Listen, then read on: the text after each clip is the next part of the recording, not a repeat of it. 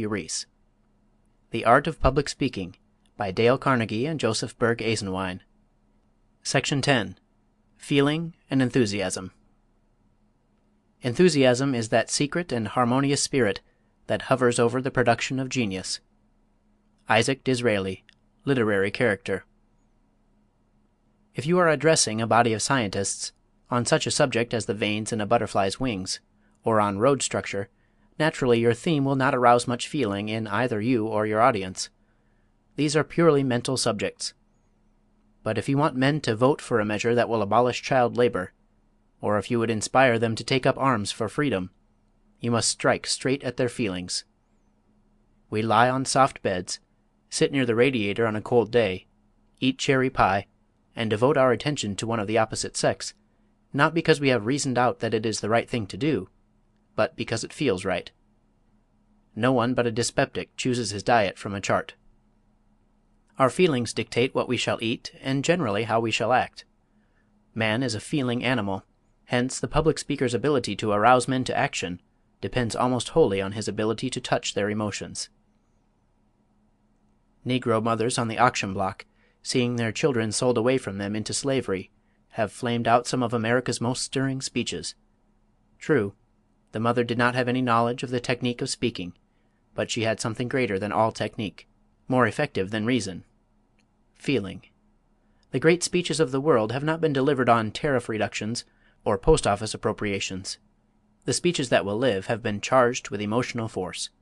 Prosperity and peace are poor developers of eloquence. When great wrongs are to be righted, when the public heart is flaming with passion, that is the occasion for memorable speaking. Patrick Henry made an immortal address, for in an epochal crisis he pleaded for liberty. He had roused himself to the point where he could honestly and passionately exclaim, "Give me liberty, or give me death." His fame would have been different if he had lived today and argued for the recall of judges. The Power of Enthusiasm.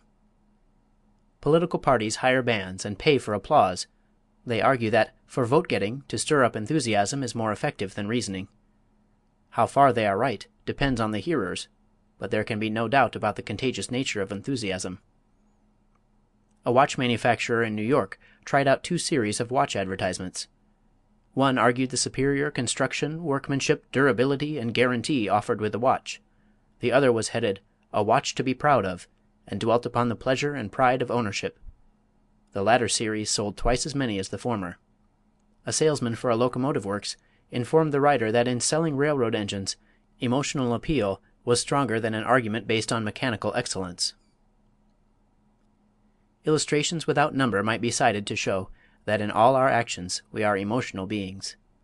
The speaker who would speak efficiently must develop the power to arouse feeling. Webster, great debater that he was, knew that the real secret of a speaker's power was an emotional one.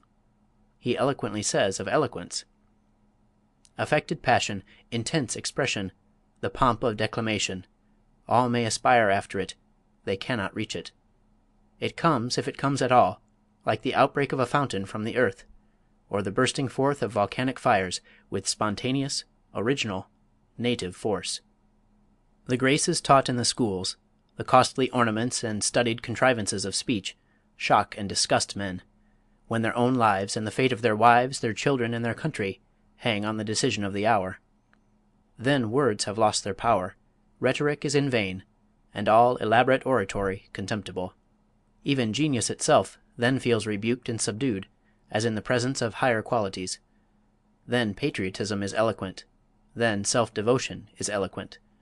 The clear conception outrunning the deductions of logic, the high purpose, the firm resolve, the dauntless spirit, speaking on the tongue, beaming from the eye, informing every feature, and urging the whole man onward, right onward to his subject, this is eloquence. Or rather, it is something greater and higher than all eloquence. It is action, noble, sublime, godlike action. When traveling through the Northwest some time ago, one of the present writers strolled up a village street after dinner and noticed a crowd listening to a faker speaking on a corner from a goods box. Remembering Emerson's advice about learning something from every man we meet, the observer stopped to listen to this speaker's appeal. He was selling a hair tonic which he claimed to have discovered in Arizona. He removed his hat to show what this remedy had done for him, washed his face in it to demonstrate that it was as harmless as water, and enlarged on its merits in such an enthusiastic manner that the half-dollars poured in on him in a silver flood. When he had supplied the audience with hair tonic, he asked why a greater proportion of men than women were bald. No one knew. He explained that it was because women wore thinner-soled shoes, and so made a good electrical connection with Mother Earth, while men wore thick, dry-soled shoes that did not transmit the Earth's electricity to the body. Men's hair, not having a proper amount of electrical food, died and fell out. Of course he had a remedy, a little copper plate that should be nailed on the bottom of the shoe. He pictured in enthusiastic and vivid terms the desirability of escaping baldness, and paid tributes to his copper plates. Strange as it may seem when the story is told in cold print, the speaker's enthusiasm had swept his audience with him, and they crushed around his stand with outstretched quarters in their anxiety to be the possessors of these magical plates. Emerson's suggestion had been well taken. The observer had seen again the wonderful, persuasive power of enthusiasm. Enthusiasm sent millions crusading into the Holy Land to redeem it from the Saracens. Enthusiasm plunged Europe into a 30 years' war over religion. Enthusiasm sent 3 small ships plying the unknown sea to the shores of a new world. When Napoleon's army were worn out and discouraged in their ascent of the Alps, the Little Corporal stopped them and ordered the bands to play the Marseillaise. Under its soul-stirring strains there were no Alps. Listen. Emerson said, "Nothing great was ever achieved without enthusiasm." Carlyle declared that every great movement in the annals of history has been the triumph of enthusiasm. It is as contagious as measles. Eloquence is half inspiration. Sweep your audience with you in a pulsation of enthusiasm. Let yourself go. "A man," said Oliver Cromwell, "never rises so high as when he knows not whither he is going." How are we to acquire and develop enthusiasm? It is not to be slipped on like a smoking jacket. A book cannot furnish you with it. It is a growth, an effect. But an effect of what? Let us see. Emerson wrote, "A painter told me that nobody could draw a tree without in some sort becoming a tree, or draw a child by studying the outlines of his form merely, but by watching for a time his motion and plays, the painter enters his nature, and then can draw him at will in every attitude." So Roos entered into the inmost nature of his sheep. I knew a draughtsman employed in a public survey who found that he could not sketch the rocks until their geological structure was first explained to him.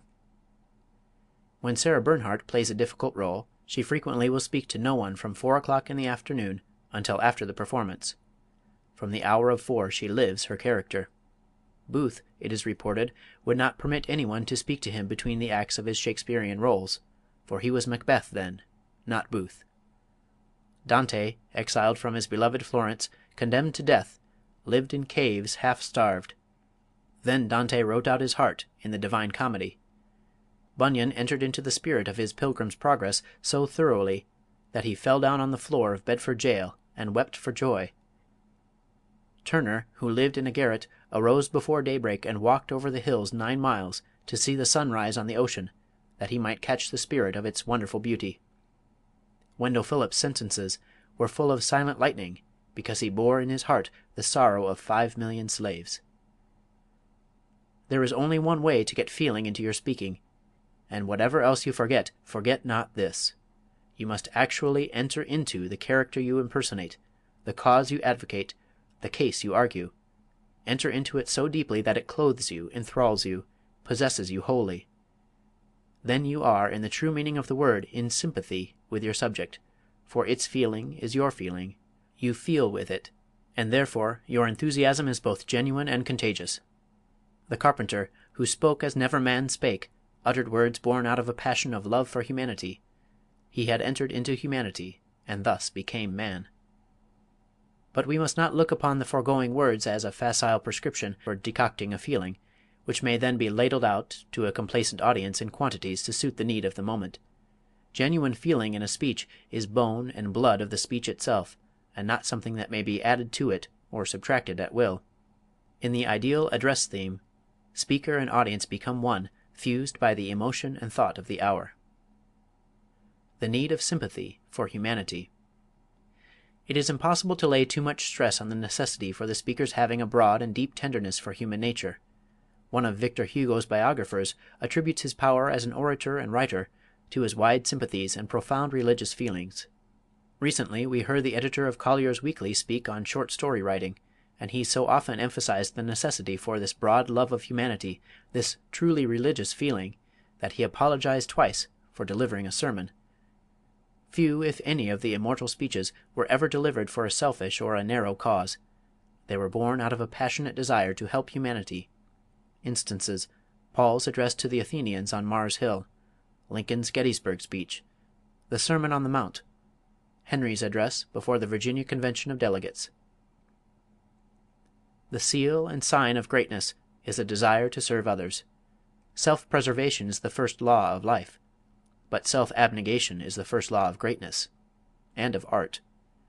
Selfishness is the fundamental cause of all sin. It is the thing that all great religions, all worthy philosophies have struck at.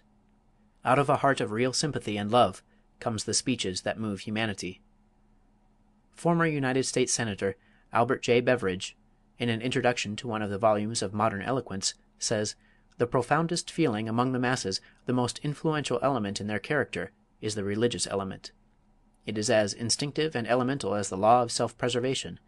It informs the whole intellect and personality of the people, and he who would greatly influence the people by uttering their unformed thoughts must have this great and unanalyzable bond of sympathy with them." When the men of Ulster armed themselves to oppose the passage of the Home Rule Act, one of the present writers assigned to 100 men Home Rule as the topic for an address to be prepared by each. Among this group were some brilliant speakers, several of them experienced lawyers and political campaigners. Some of their addresses showed a remarkable knowledge and grasp of the subject. Others were clothed in the most attractive phrases. But a clerk, without a great deal of education and experience, arose and told how he spent his boyhood days in Ulster, how his mother, while holding him on her lap, had pictured to him Ulster's deeds of valor. He spoke of a picture in his uncle's home that showed the men of Ulster conquering a tyrant and marching on to victory. His voice quivered, and with a hand pointing upward, he declared that if the men of Ulster went to war they would not go alone. A great God would go with them. The speech thrilled and electrified the audience. It thrills yet as we recall it. The high-sounding phrases, the historical knowledge, the philosophical treatment of the other speakers largely failed to arouse any deep interest, while the genuine conviction and feeling of the modest clerk, speaking on a subject that lay deep in his heart, not only electrified his audience, but won their personal sympathy for the cause he advocated. As Webster said, it is of no use to try to pretend to sympathy or feelings. It cannot be done successfully. Nature is forever putting a premium on reality. What is false is soon detected as such. The thoughts and feelings that create and mold the speech in the study must be born again when the speech is delivered from the platform. Do not let your words say one thing and your voice and attitude another. There is no room here for half-hearted, nonchalant methods of delivery. Sincerity is the very soul of eloquence. Carlyle was right. No Mirabeau, Napoleon, Burns, Cromwell, no man adequate to do anything, but is first of all in right earnest about it, what I call a sincere man. I should say, sincerity, a great, deep, genuine sincerity, is the first characteristic of all men in any way heroic. Not the sincerity that calls itself sincere. Ah, no, that is a very poor matter indeed, a shallow braggart, conscious sincerity, oftenest self-conceit mainly. The great man's sincerity is of the kind he cannot speak of, is not conscious of. Questions and exercises. It is one thing to convince the would-be speaker that he ought to put feeling into his speeches. Often it is quite another thing for him to do it. The average speaker is afraid to let himself go, and continually suppresses his emotions. When you put enough feeling into your speeches, they will sound overdone to you, unless you are an experienced speaker. They will sound too strong if you are not used to enlarging for platform or stage, for the delineation of the emotions must be enlarged for public delivery. 1. Study the following speech, going back in your imagination to the time and circumstances that brought it forth. Make it not a memorized historical document, but feel the emotions that gave it birth. The speech is only an effect. Live over in your own heart the causes that produced it, and try to deliver it at white heat. it is not possible for you to put too much real feeling into it, though of course it would be quite easy to rant and fill it with false emotion. This speech, according to Thomas Jefferson, started the ball of the Revolution rolling. Men were then willing to go out and die for liberty. Patrick Henry's speech before the Virginia Convention of Delegates. Mr. President, it is natural to man to indulge in the illusions of hope. We are apt to shut our eyes against a painful truth, and listen to the song of that siren till she transforms us to beasts. Is this the part of wise men engaged in a great and arduous struggle for liberty? Are we disposed to be the number of those who, having eyes, see not, and having ears, hear not the things which so nearly concern our temporal salvation? For my part, whatever anguish of spirit it may cost, I am willing to know the whole truth, to know the worst, and to provide for it. I have but one lamp by which my feet are guided, and that is the lamp of experience. I know of no way of judging of the future but by the past. And judging by the past, I wish to know what there has been in the conduct of the British Ministry for the last 10 years to justify those hopes with which gentlemen have been pleased to solace themselves and the House. Is it that insidious smile with which our petition has been lately received? Trust it not, sir, it will prove a snare to your feet.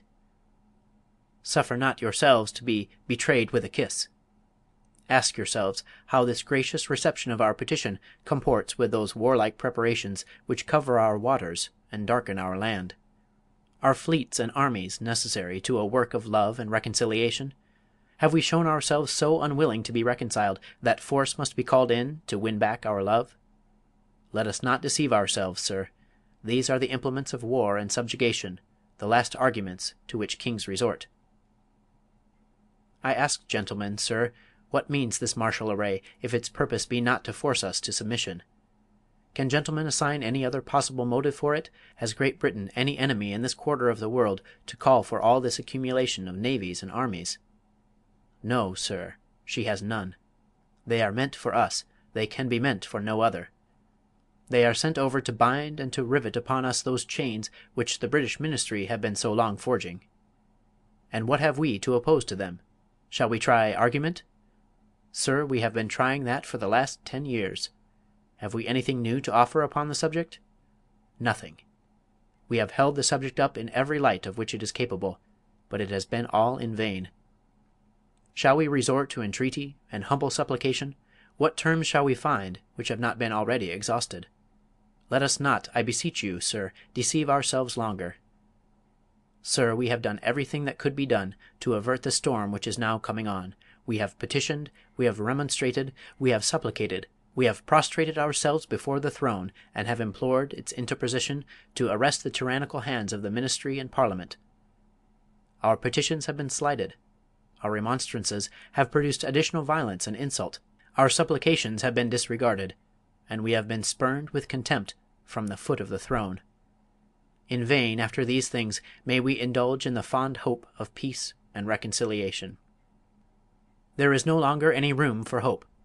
If we wish to be free, if we mean to preserve inviolate those inestimable privileges for which we have been so long contending, if we mean not basely to abandon the noble struggle in which we have been so long engaged, and which we have pledged ourselves never to abandon until the glorious object of our contest shall be obtained, we must fight. I repeat it, sir, we must fight. An appeal to arms and to the God of hosts is all that is left us. They tell us, sir, that we are weak, unable to cope with so formidable an adversary. But when shall we be stronger? Will it be the next week or the next year? Will it be when we are totally disarmed, and when a British guard shall be stationed in every house? Shall we gather strength by irresolution and inaction? Shall we acquire the means of effectual resistance by laying supinely on our backs and hugging the delusive phantom of hope, until our enemies have bound us hand and foot? Sir, we are not weak, if we make a proper use of those means which the God of nature hath placed in our power. 3 millions of people, armed in the holy cause of liberty, and in such country as that which we possess, are invincible by any force which our enemy can send against us. Besides, sir, we shall not fight our battles alone. There is a just power who presides over the destinies of nations, and who will raise up friends to fight our battles for us. The battle, sir, is not to the strong alone. It is to the vigilant, the active, the brave. Besides, sir, we have no election. If we were base enough to desire it, it is now too late to retire from the contest. There is no retreat but in submission and slavery. Our chains are forged. Their clanking may be heard on the plains of Boston. The war is inevitable, and let it come. I repeat it, sir, let it come. It is in vain, sir, to extenuate the matter. Gentlemen may cry, peace, peace. But there is no peace. The war is actually begun. The next gale that sweeps from the north will bring to our ears the clash of resounding arms. Our brethren are already in the field. Why stand we here idle? What is it that gentlemen wish? What would they have? Is life so dear, or peace so sweet, as to be purchased at the price of chains and slavery? Forbid it, almighty powers! I know not what course others may take, but as for me, give me liberty or give me death. 2.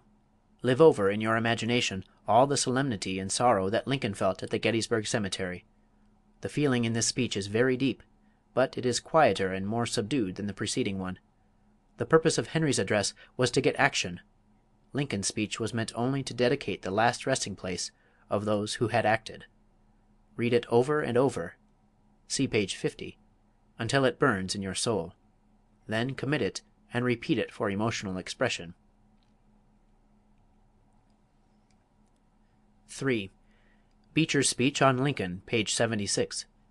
Thurston's speech on a plea for Cuba, page 50, and the following selection are recommended for practice in developing feeling in delivery.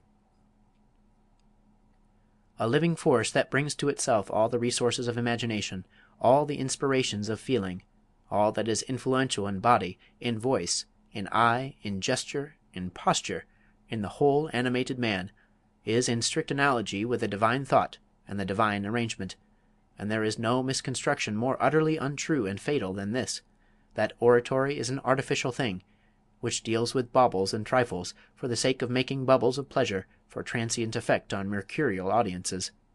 So far from that, it is the consecration of the whole man to the noblest purposes to which one can address himself, the education and inspiration of his fellow men by all that there is in learning, by all that there is in thought, by all that there is in feeling, by all that there is in all of them, sent home through the channels of taste and beauty.